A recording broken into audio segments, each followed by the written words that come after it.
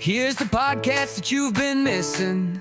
You might not know what you are listening to, but I know you'll listen again to the House of BS.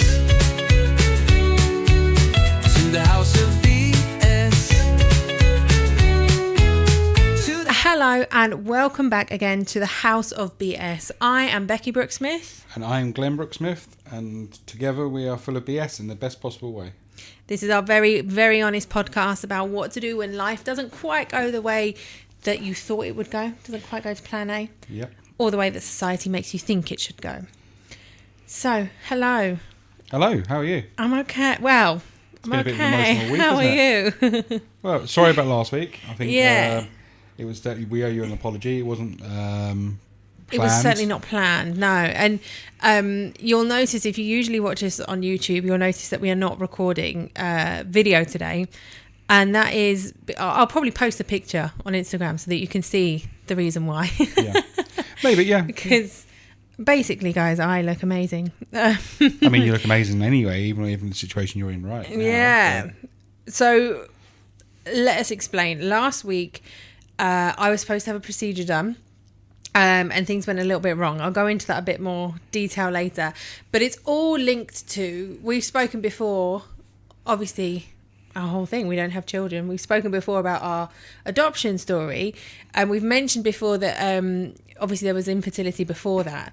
So I just thought this has all kind of culminated in this last couple of weeks for me with the whole women's health thing. Yeah. So I thought, let's talk about it. Let's get into it, because I'm certainly not the only lady in the world that's had issues with this. Correct. And as half the world's population is female, I mean, Yeah. there's a good chunk of 10% of them which are going to be suffering from the same thing. So Absolutely. And I have to say, I find there are many people that I know that are our age that have been trying for children for whatever reason and have had to have help along the way somehow. Yeah. There are many people that have what's it called? It's subfertile, isn't it? I don't know. When you're not, I think when they say when you're not fully like, you cannot have children. So you're not completely infertile, but you're like subfertile. So you need some help along the way.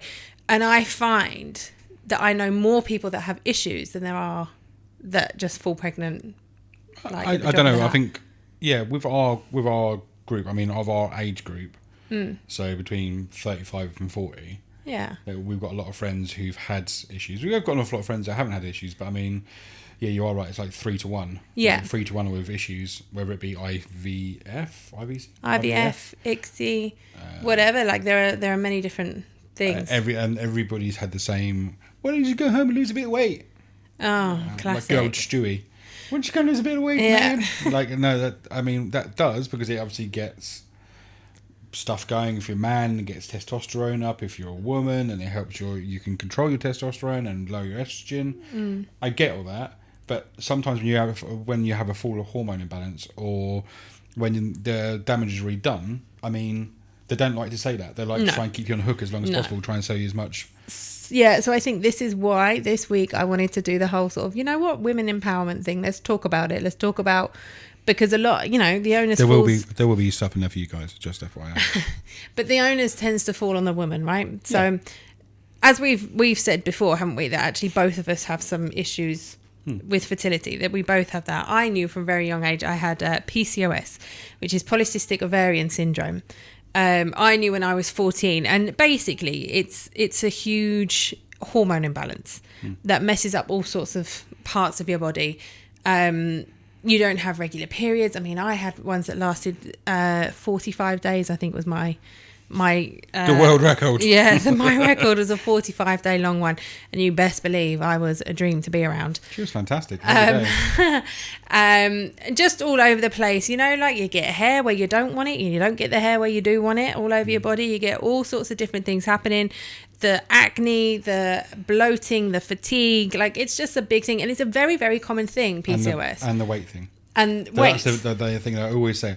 Well, just lose the weight, like I just said. And you're like, hold on, but I've got a hormone imbalance. Oh, no, you haven't. You're putting too much shit in your face. You went through the whole phase of 6 months of just trying the diet that they gave you. You stuck to it religiously, cost an absolute fortune on avocado, poached egg. I tried every diet under the sun. I had paleo. I did I went gluten-free. I went dairy-free. I did, obviously, Slimming World, all the fat clubs that were there. Why did you go gluten-free and dairy-free? Why did they suggest that? Because it's anti-inflammatory. Anti-inflammatory. Yeah. Which is a big part of PCOS. But then instead of actually going, oh, we'll go and deal with the cause, what we'll do is we'll say, we'll throw you on an honest, throw you out the bus. Yeah. And then let you crack on with it yourself. We'll come back to you, next patient, 10 minutes, it's done. Yeah. It's the problem. Well, so I've had this diagnosis for 23 years. So I knew from a young age, I know I've said this before, I knew from a young age fertility and things would be an issue for me.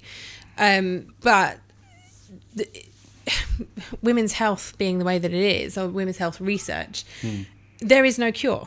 There is no cure for this. It can only be managed, and doctors will tend to just go with try not to stress about it, go on the pill, and when you want to have a baby, we'll talk about it later. Yeah, but what they don't tell you about the bloody pill is all the side effects, like how long it takes to coagulate the system. When we got told, don't worry, come off the pill, you'll be able to have a kid in like 3 months. Then we spoke to 2 fertility doctors. Full pregnant. You're not going to have a 3 month. Well, no, but pregnancy. you're full pregnant. Yeah. But when we spoke to I was going to say Harvey Nichols, is not Harvey Nichols. What is it? Harley Street. Harley Street. Yeah, when we spoke to a doctor that was from there, the really super M people are like, oh yeah, no, it's going to take a year, it's 18 months to get all that shit out of your system. And I'm like, come on guys, like at least if you're going to say facts, say a fact. Don't keep wiggling around it. No, it's but I mean I was kind of living with that and managing that and getting along with it, and that was fine. And I worked out that, by the way, anyone that's listening to this, if you have PCOS, in terms of workouts, I've found that the best work, I mean listen, I'm not a picture of health, but I have to say the best workouts I've found are slow weighted workouts, because the high impact stuff raises your cortisol levels, which raises your stress levels, which helps you maintain weight rather than actually burn any of it off. Fight or flight. Yeah, exactly. But these are the things that the doctors just don't seem to share, and I don't know why, but it's just not. It's just not a priority. Most of the doctors you see are male, and that's a real bold statement to say. But I mean, everyone we've seen has been male. We've seen one female, and she just didn't really seem to care. Well, this is the difficult thing. I think in the UK, when we were obviously going through the NHS. Every time we'd go to the doctors or go to a gynae, it would be a different doctor. It would be a locum. It would be somebody else. And they would all treat you in a completely different way. Yeah. Because I do still remember that lady when we went to that appointment, and we walked in and said, okay, so she started talking to me about PCOS. I think they've diagnosed me with it about 17 times, like it's a brand new thing, and obviously it isn't. Oh, we found this. Yeah, I know. We found your testosterone's slightly high. Like, I told you this. But I still remember that lady and I said, okay, well, what can we do to get pregnant? She went, well, you're never going to get pregnant. And she just looked at us like we were idiots. And we went, what? She said, well, you don't have periods, so of course you're not going to get pregnant. And it was like, that was it. That was just full stop. That's it. Done. And that was... And then she was like, oh, guys, hold on, we haven't been told that. And then she was just like, oh, well, nobody said this to you. I was like, we are having periods. That's why we're doing this. And that's why we're doing that. That's why we're doing this scan. That's what this is for. Oh, yeah, no, somebody should explain this to you. Then we went out and spoke to her boss. And then her boss was like, no, she spoke out of turn. That's not right. She shouldn't have said that. You can still... I was like, dude, I don't want a sugar-coated answer. I want to know... I mean, in a way, she didn't. She did give us the direct answer, didn't she? But I think I kind of just lost sight with the whole thing and lost issue with it. However, then we fast forward, and I had a few episodes where I would have sort of real extreme pain in my lower left abdomen, and I had always said that I could always tell which ovary was releasing an egg each month, ovulating, because it was always my left every other month. Oh, it wasn't even a month, but every other time that it was happening, it was always on my left. So I always knew it was related to this. And I'd go, a couple of times I ended up in A&E with it because the pain was so horrendous. And I ended up having an ovarian drilling one time as an emergency, because they said that would relieve the pressure. And I actually remember them saying, this is your best chance of getting pregnant at the time. Do you remember that? Yeah, I do. Because that's all the doctors seem to focus on. And I only ever wanted to focus on feeling better and getting out of pain. But they, that became a thing. Anyway, fast forward to us living here, and these episodes of pain got worse and more frequent and more intense each time. And to the point where it was almost unbearable. No, it was unbearable. You know, Not yeah. almost, it was. It was The amount of unbearable. times you got sent home because you're rolled over in pain or you're crying or Yeah. because the pain. And I'm was not, unbearable. listen, I'm not proud of it, ladies. I bled through. Sorry, men.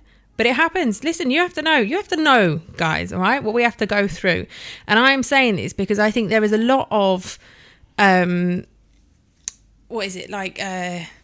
taboo around it. Like we should be embarrassed. Like, no, we actually shouldn't be embarrassed at all.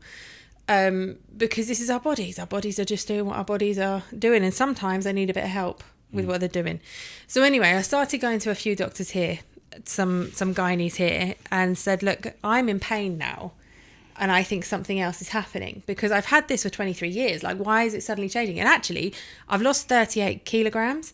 So if anything, I should be better. Things should be easing. And, you know, because that's what they tell you. Lose weight, you'll feel better. Lose weight and you'll be better. I lost the weight and I got fucking worse. Yeah. But like quite a lot worse. Yeah. So, and oh my God, the amount of appointments I went to where I was told, like the question always came back to having children. But you're young, you're married, you don't have children, we can't do anything. Speak to your husband. Your husband's going to have to come down and tell us that we're going to have to, that you don't have children. Because I got desperate, right? I got to a point where I was like, just take the thing out.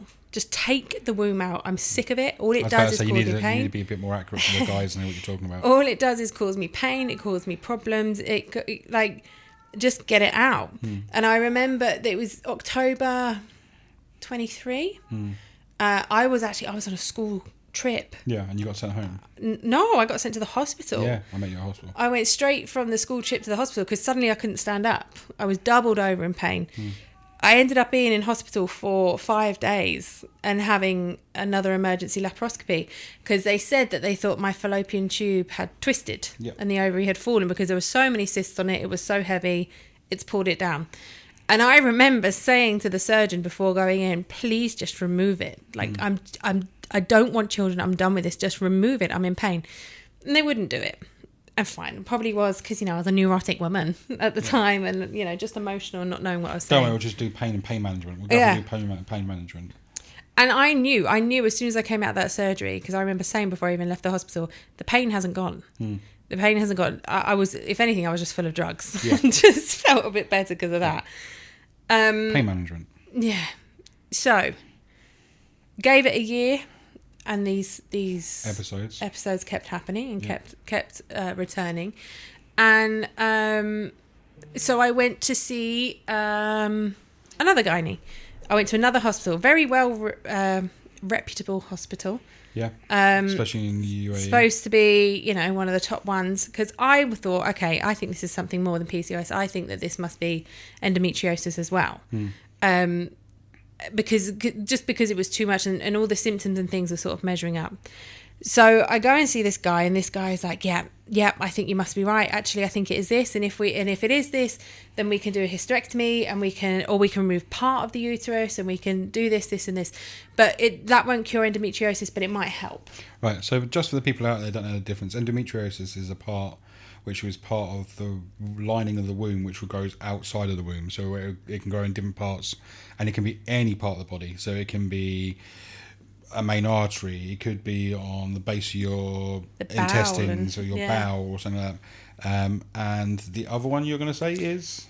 Adenomyosis. I can never pronounce that one. But that one it grows inside the muscles of the uterus. Yeah. Which is the deformity, rather than it growing outside or in random places.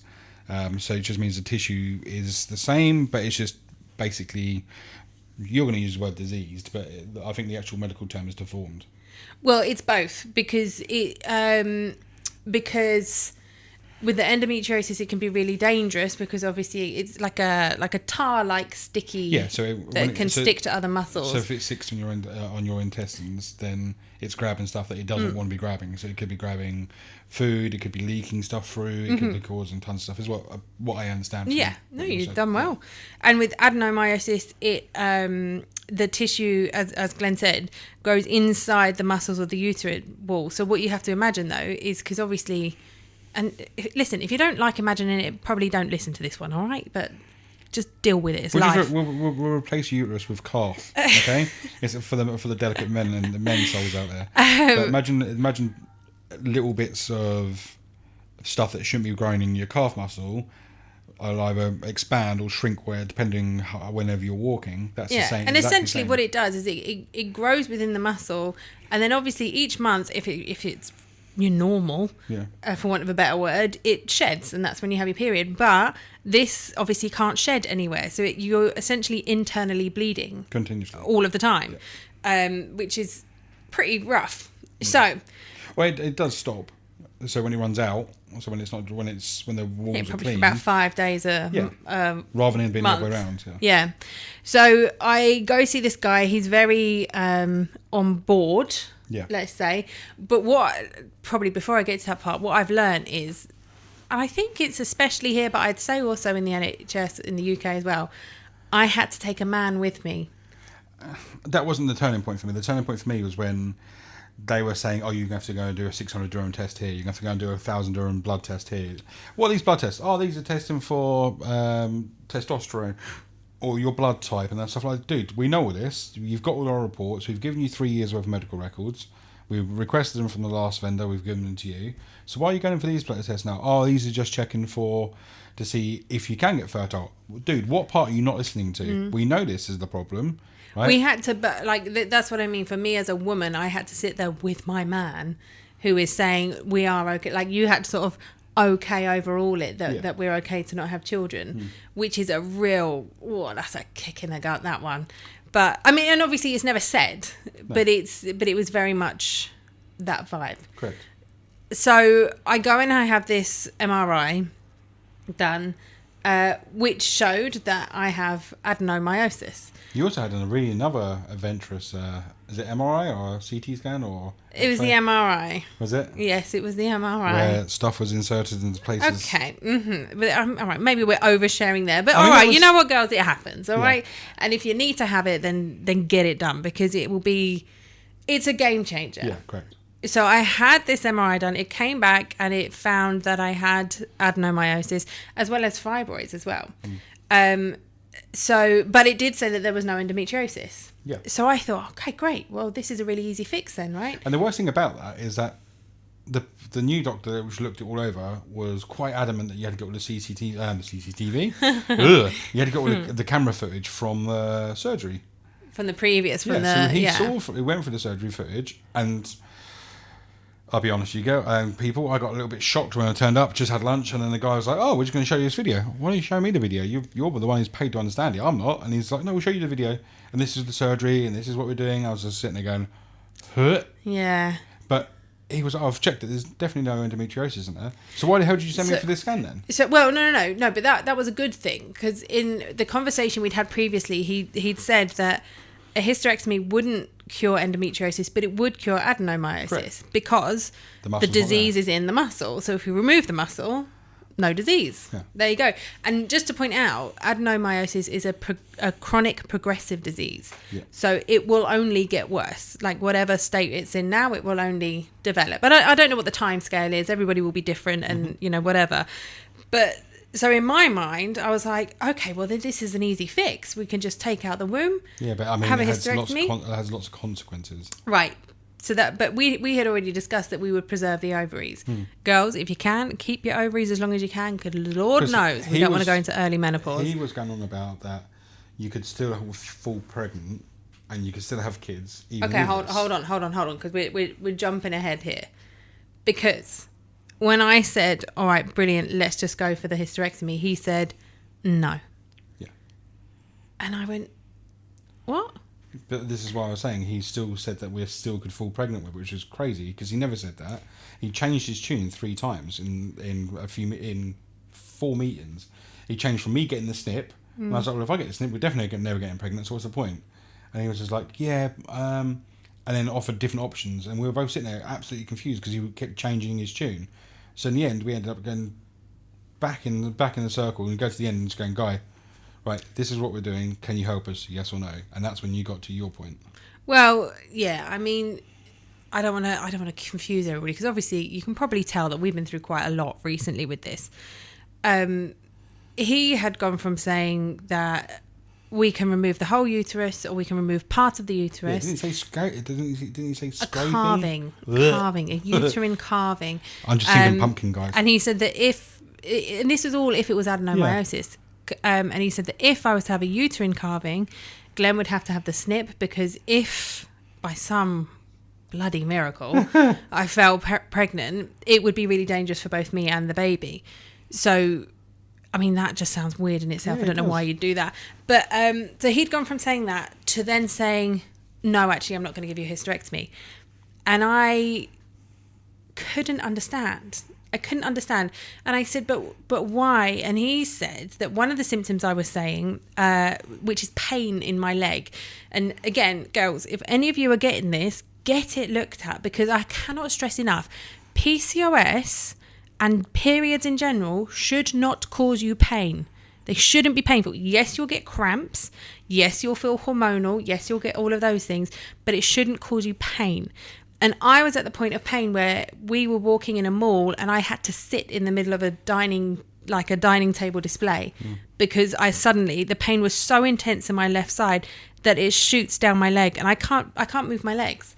I at one point was actually put in a wheelchair and wheeled out of school because my legs go completely.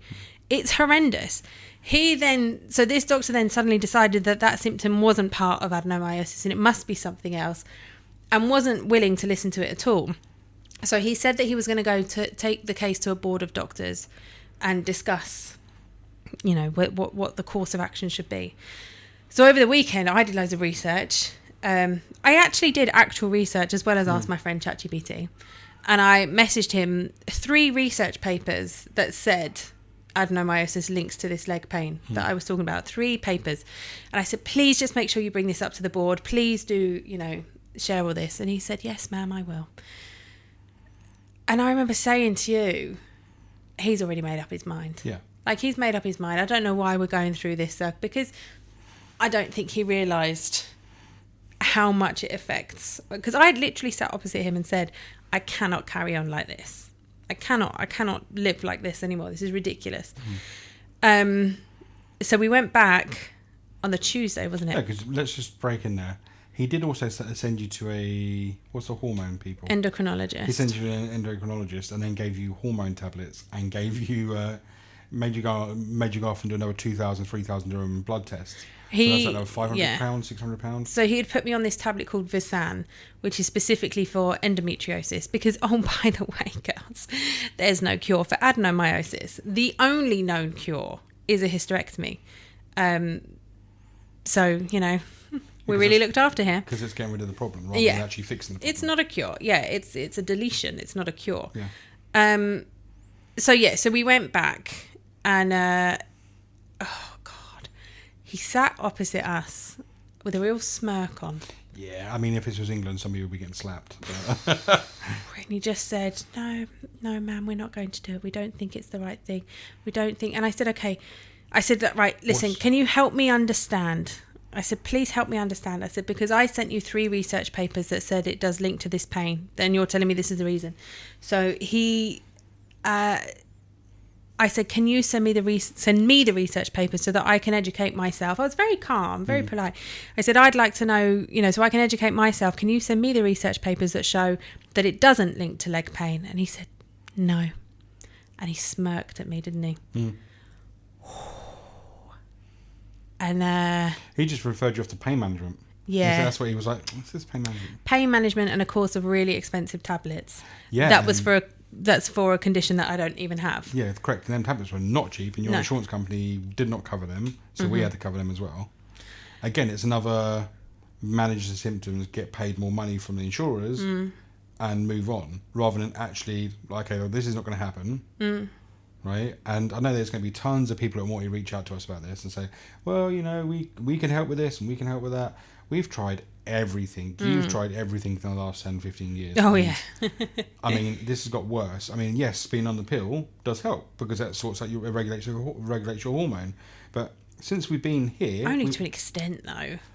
Yeah, but since we've been here, you've been on 4 different sets of tablets. Yeah. Right? So you've been on 4 different pills. 2 of them were horrendous.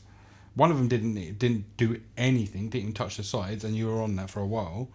Because you always got told that, oh, you lose some weight, and then what we do is we'll put you back on the normal pill. Mm-hmm. So you lose the weight, you go back on that normal pill. But that's not getting you pregnant. You're not going to get pregnant. No, I just got to a point, didn't I? I just said to you, I'm so sick of pumping myself full of all these chemicals and things. And like, listen, I have many friends that swear in like the herbology stuff and natural things and natural remedies, and you know, fair play to you, it's brilliant. I'm not like anti-drugs in that way, but I'm also sick of constantly taking drugs and tablets. So anyway, long story short on that bit, we then got hold of my previous surgeon. In fact, he texted me, because that's how it is in Dubai. He WhatsApped me to check in to see how I was doing. And I said, look, I've just got this diagnosis. I didn't say that I wanted a hysterectomy. I said, I've just got this diagnosis. I'm in a lot of pain. What would you suggest? And you sent over all the documents. I sent him all the MRIs. I sent him all the bloods. Like everything. Sent him everything. They can see everything perfectly with all the digital tech in this country. This was an hour after we'd seen this other guy. Yeah. It was just like the fates aligning, all that sort of thing. He says, come and see me tomorrow. So we went and saw him the next day. He immediately was like, well, would you like to take it out? Would you like a hysterectomy? And I went, what? He said, well, of course. He just said, if it's diseased, we'll remove it. He said, you don't want children, do you? I cannot tell you, like even now, just remembering it, like the weight coming off my shoulders, just somebody validating all the things that I'd been thinking and feeling. Because I said to him, well, this other doctor said about maybe, you know, removing part of it. Yeah. And he laughed, didn't he? Because he said, well, why would you do that? Why would you do that? He said, going in for surgery to do that is a risk in itself. To keep doing it is even more of a risk. And to do this now would be crazy. Like, I mean... You're not in a mind to have kids. We're not going down fertility at all. Yeah. So yeah, it wasn't just a jumps around the bandwagon. The guys said yes to what I actually want. It was more of a, actually no, he's throwing out stuff exactly the same. Mm-hmm. We'd spoken to him before, and he was fully against it. Yeah. He was really against it, and then we did some more tests with him, but didn't get to see him again because he's like one of the top in the country. So yeah, we didn't get to see him again. So. Yeah, hence why we went to a highly recommended person in the country. Well, I just wanted to get lots of different opinions, didn't I? But so anyway, so we see him. This is on the Wednesday night, and then by next Thursday, I'm booked in for a hysterectomy. Yeah. Wild the way things work here. Just let me ask you a question, Bex. When you got that booked in, and when you did the procedure, went through the whole typical insurance procedure, what fun fact question did you get asked? Why did they get put on hold for 2 days? So. This is $1 million question, kids. It was only for one afternoon, to be fair. The insurance company were querying. They needed to ask a couple of questions about the procedure. I wish I had a drum roll. Just to be clear, the procedure is full laparoscopic hysterectomy with ovary reservation. Which means preserving, keeping, just FYI. Yeah. The insurance company just wanted to be super clear to find out if the patient wants to be pregnant. No. I don't think that was the second wording, was it? No, that was one. Was it? The second question was, will this make her more fertile? Oh, my surgeon actually voice noted me at that time. He voice noted me. He was like, why are these people so silly? Why are they like this? I don't understand. Blah, blah, blah. So we both actually had a little laugh over it. Yeah, it was actually the funny part in the whole last week's worth of shit. Yeah, so... Went in on Thursday to have the surgery, was all ready, was all excited. Was a bit nervy, of course, big surgery. And obviously going under, I mean, going under any time, boys and girls, is always a bit... It's a big deal. Yeah. It's a big deal. It's a big surgery. And me being me, I made it a bigger deal. You're such a drama queen. Like one of your friends in Dubai would say, so much drama. You're drama. Gosh. So, Eva, if you were listening, that was you, by the way.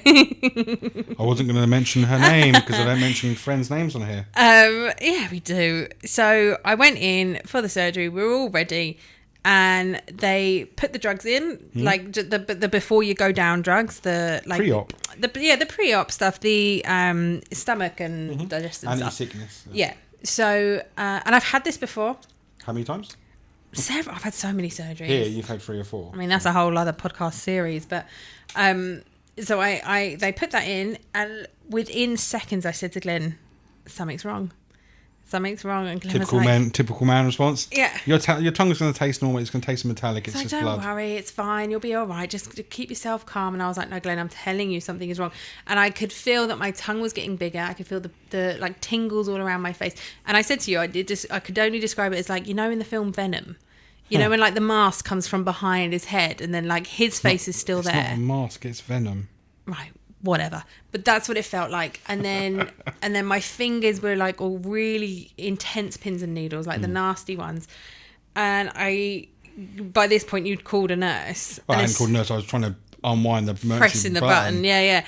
And then as soon as they walked in, they were like, "Oh, ma'am, calm down." And I vomited everywhere. Yeah, I mean, that was quite fun because you were gagging, and she was like, "Should I get a bag?" I was like, "Unless you want sick on me, I suggest you get a bag." And she came running back out. She went running out and then come back running back in after you'd thrown up on the bed 3 times and was like, "I got bag." And I was like, "Yeah, you're going to need your bedsheet, love. This is bile everywhere. This is not good." Everywhere. So that happened. And listen, I won't go into all the details because it's quite traumatic. But basically, I ended up in anaphylactic shock.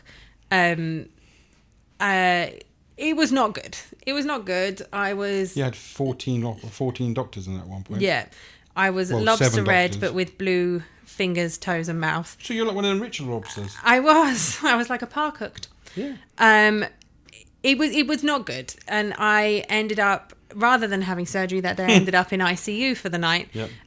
being Fair monitored. play. Big shout out to them, actually. Like, I mean, fair play, because you had so many doctors around you. All of them with different opinions. A few of them were like, "Yes, carry on." A few of them were like, "Actually, no." And then the anaesthesia woman was like, "Actually, it's my risk. Yeah. I'm not taking the She risk." called it, yeah. She was like, "I'm not taking the risk. If you want, I'll turn around and say no and give you a reason why. I'm not going to say the reason on here, but there's a reason why." And then called it. And then nothing else was said. All the other doctors were like, "Fine, cool, you've called it. That's absolutely fine. Move on." Yeah. Right? And I mean, the hospital was fantastic. It technically wasn't a hospital's fault. I can't fault them at all because realistically, I'd had this medication before. Correct. And hadn't ever reacted to it. I've never had any kind of allergy before. So this was all totally brand new. Yeah. And they reacted. I mean, those poor nurses, they were terrified. They were. But, I mean, they were so terrified when you come back to see them again the following week. So, yes. And then this surgery was rescheduled till Tuesday. So Yeah. I then had like the weekend to come home and With recover and recoup and all that. Yeah. We went back and I remember going back onto the ward and they were like, "Oh, hey." You could just see their faces change from like, "Oh, God, I remember you." Yeah, and it was literally, "Oh, God." Yeah. They were all standing there going, "Oh, no." To the point where they actually moved me from one side where they were looking after me to another side where another team would look after me. Yeah. Because they actually said they were nervous. And I don't blame them. It was a pretty traumatic situation. I mean, it did take them 2 hours to bring you back round. Yeah. Over 2 Yeah. hours. I was in and out of consciousness. I just remember feeling tired. But I was standing over you the whole time. I know. So we went in and this time they gave me different drugs. I had this bright red bracelet on when I get in that said what I'm allergic to.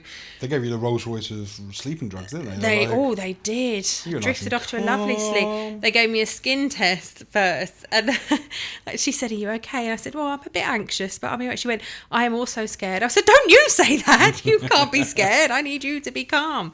But they were lovely. Honestly, cannot fault the staff there at all. They were absolutely fantastic. I'm going to say where it is. I can say where it is. No. Well, I'll send you a message if you want to know. But I ended up then going for the surgery and I felt much, much calmer. Everything went very, very smoothly. The surgery itself, you'd usually take 2 hours, but only took one. Yeah, I mean, the doctor come down. I got the good old knock on the door like you had last time. Mister, the doctor wants to see you. And I was like, "Oh, damn it."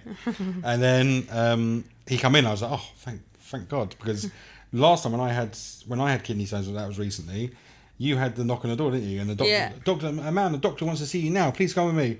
And you were like full, everything, what's going on? It's supposed to be standard, blah, blah, blah. And got upstairs and started shaking a jar. "Oh, here's his kidney stone. You wanted to make it for you." So ridiculous. Your one was, it was very simple, went very well. She was in for an hour. She'd been in recovery for 20 minutes. She's fine. Yeah. Like, no problems. It was absolutely brilliant. And I have to say, immediately, I mean, listen, obviously, I right, stop, Becky. I was getting ahead of myself because I was excited.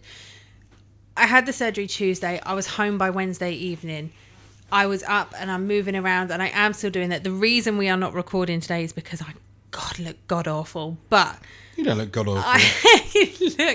I look tired and I'm pasty, That doesn't mean you look god awful. Oh. You're just tired, and I've shaved my beard off, so. Yeah, you had a trauma response there. I had a trauma response. Glen's not always very good with using his words, so he just shaved his face instead. Well, I shaved my face and my hair, but But I am absolutely covered in bruises and all sorts of things, and I just thought, you know what, I'm going to spare you guys that this week and spare myself the hassle of worrying about it. But I came home, and luckily, amazingly, my wonderful mum flew out. Yeah, she was amazing. She has been amazing. incredible. Oh, she's been incredible. She was due to come out on the Sunday, a couple of days after the surgery, to help with the recovery. Yeah, but and obviously with everything that happened, yeah. it was actually really nice because then we had a couple of days pre-surgery where we could go to the mall and have a chill out and do all that bit. That it meant that she was there in the room when I went down for surgery, and I knew then that you were being looked after because it was traumatic for you to see everything that happened on Thursday. Yeah, it wasn't so traumatic this time. I managed to get tons of work done. Yeah, so it just, and you and Mum have both been incredible at helping me out and looking after me since I've come back. But I really need to stress that, yes, obviously I'm in some physical pain and discomfort at the minute. I've just had an organ removed. However, the mental unload of all of this happening and the stress and the constant fear of, am I going to have to change in the middle of the day of work because I've had to do that so many times? Am I going to be able to stand up and teach this lesson? Am I going to be in pain later on today? Am I going to get out of this fatigue that I'm in now? All of that has lifted and has gone, and I cannot stress. So ladies, if you are unsure about anything, please advocate for yourself. And if you get no's, and if you get people smirking at you, some bloody man smirking at you, telling you how you should feel in your body across a desk, tell them to do one, go and see someone else. And if they're not happy there, go and see someone else. Keep standing up for yourself, because I cannot tell you how much freer and empowered I feel now because I advocated for me. Is it no uterus, no opinion? Well, I can't say that anymore because I also have no uterus. You still have partial uterus. Yeah. You have ovaries. I have ovaries, but I have cancelled my monthly subscription Hey. to that, and I could not be. Now, listen, obviously there are going to be some days where I get a bit wobbly about it, where I get, there will be grief periods. And let's be honest, we'll update you on this in the next couple of months on how it's rolled out. But, I mean, look, it hasn't put a full stop on our relationship. It hasn't put a full stop on anything else. No. It's put a full stop on kids. Like, you're not naturally going to have kids, and we never were going to naturally be able to have kids. Yeah.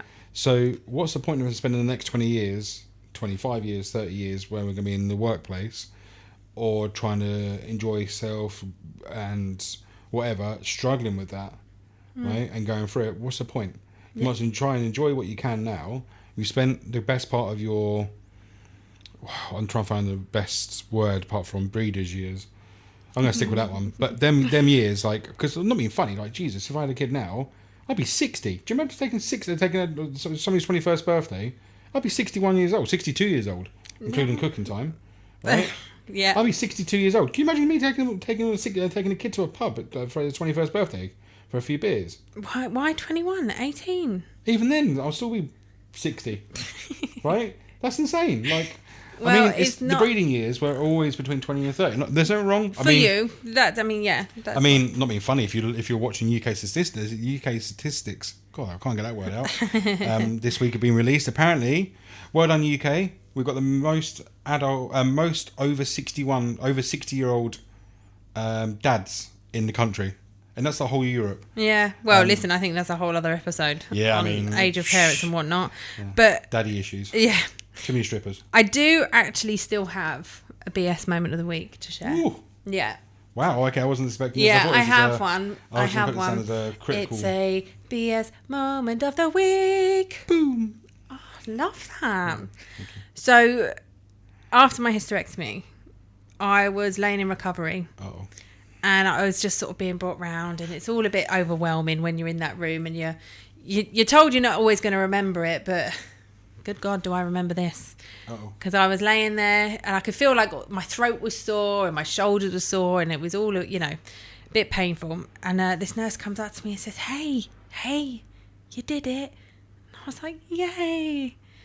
And then they looked at me and went, do you want to see it? I went, What? See what? I went, sure. What I didn't expect, Glen, was them to bring me over a little bucket. And I looked inside this bucket and there was a load of fluid in there.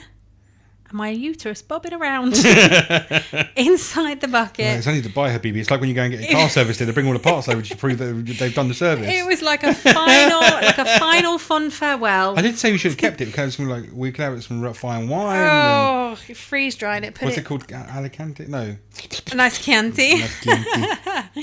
So I actually got to lock eyes with my uterus and say goodbye this week, and that was my BS moment of the week.